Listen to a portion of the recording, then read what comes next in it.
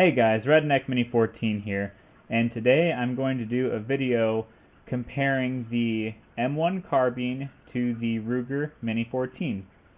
And these are both very similar firearms in terms of design. You know, they both came, they're both based on the M1 Garand style action, but they're also very different firearms because they have a lot of major differences. And that's what this video is about. So, the first obvious difference is the rounds that each gun shoots.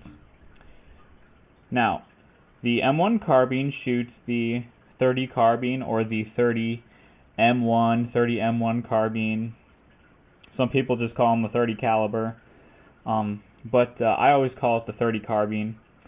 And it basically looks like a revolver round, a rimless revolver round. The M1 or the Mini 14 shoots the 5.56 223. This is a 5.56. This is just one that I found on the range. Don't know if I should shoot it. It's probably okay. But anyway, this is what the Mini 14 shoots. It's a much more powerful round, but it shoots a smaller bullet. You know, this is a 55 grain, 22 caliber, and this is a 110 grain, 30 caliber. So, for close quarters, the M1 Carbine is probably a better rifle. For long range, the Mini 14 shooting the 5.56 is a better rifle. Now, another difference is the magazines and the system that the magazines use to lock in place. So, with the M1 Carbine, the standard M1 Carbine used in World War II came with a 15 round magazine. You know, it's just a stick mag, and it's 15 rounds. And when they came out with the M2 Carbine, which was the select fire version, they had the 30 round stick mag, and this is the original magazine that came with this universal that I have. And the system for locking the magazine in place is just your typical push-in system where you push in and it locks in place, just like the AR-15 and most other semi-automatic rifles.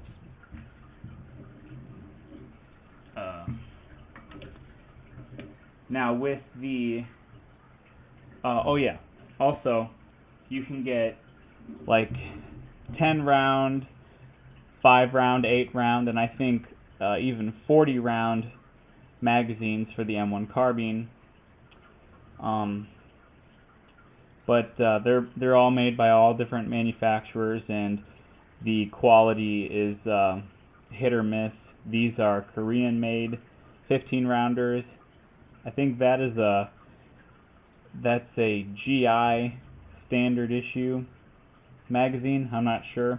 And I also have another 30 round magazine that's just no name magazine that I haven't tried out yet. The Mini 14, you can get the Mini 14 with either these 20 round mags or the 5 round mags. That's the factory options. And the system for locking it in place is more of an AK style, where you take the magazine, you put it in here at an angle, and you rock it back. And it takes a little bit getting used to. Very strong system.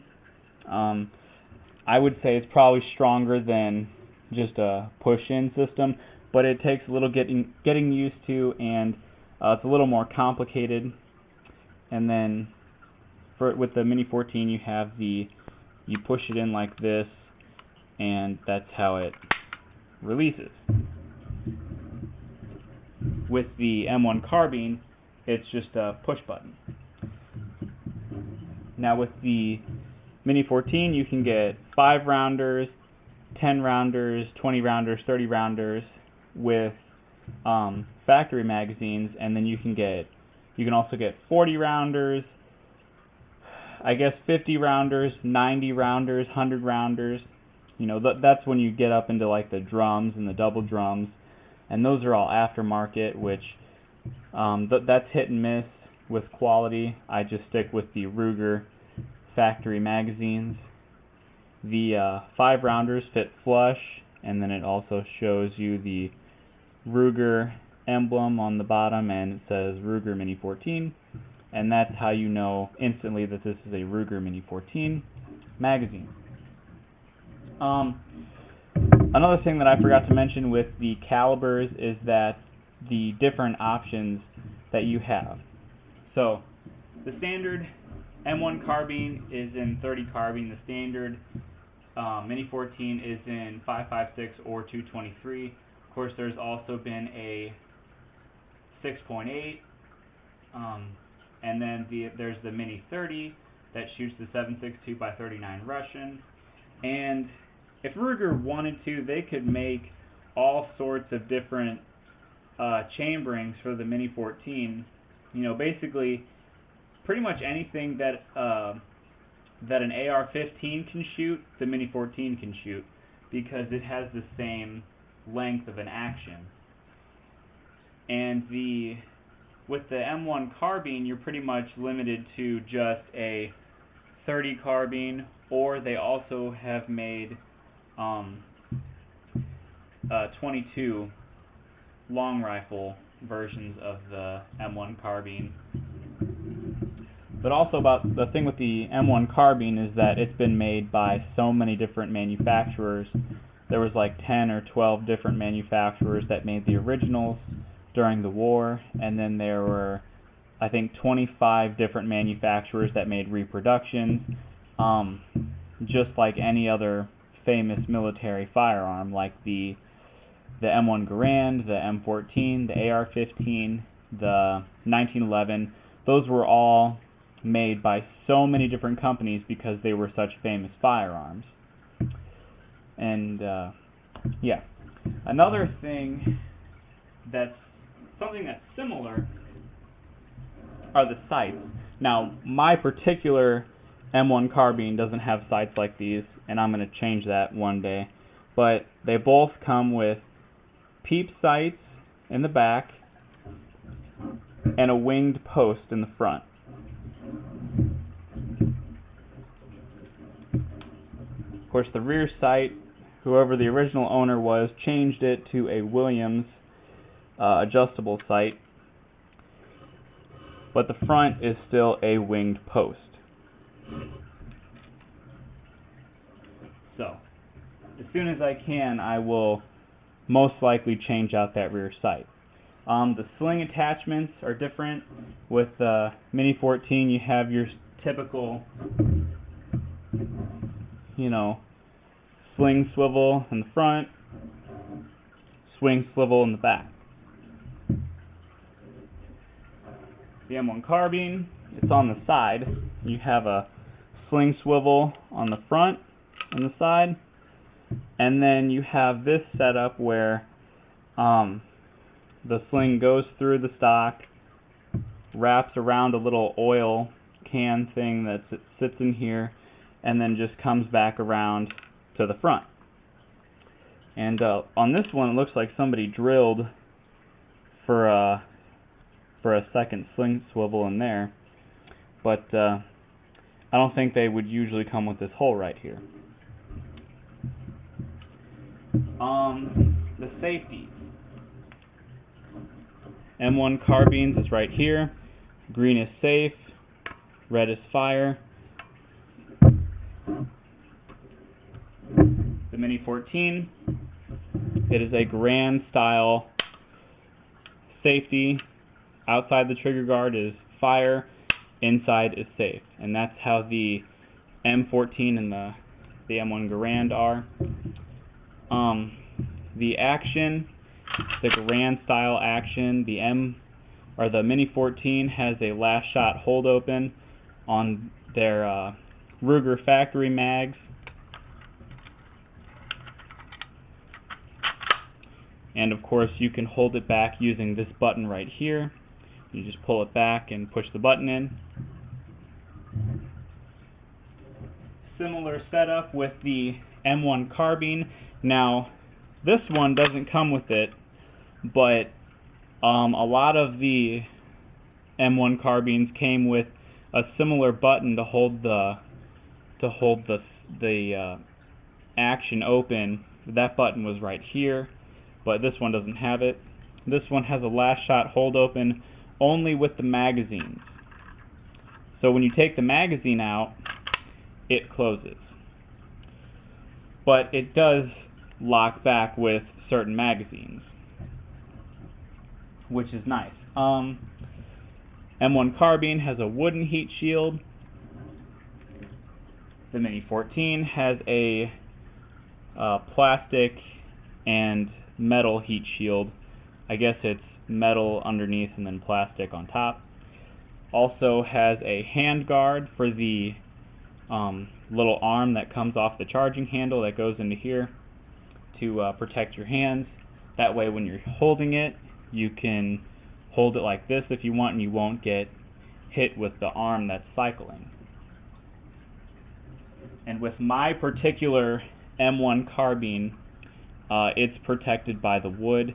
Most of them didn't have an enclosed handguard here. Usually the arm would be exposed right here, and you'd have to watch out for that.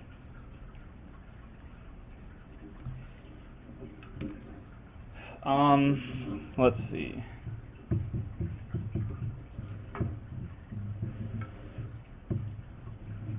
The M1 Carbine has a metal recoil pad, and then the Mini 14 has a rubber one. The older Mini 14s had just a plastic plate, but the new ones have a rubber butt pad. The way they break down is a lot different. The Mini 14, you just simply pull the trigger guard with like putting a screwdriver in here, pop it out, pull a trigger assembly out, and then pull the action out the top. With the M1 Carbine, you have to like loosen the barrel band, pull the barrel band off, then you can take this off, and then you have to loosen this screw up here, take that out, and then you can pull the action out. Neither one of them is really difficult to disassemble, but the Ruger is definitely a more simple way to take down.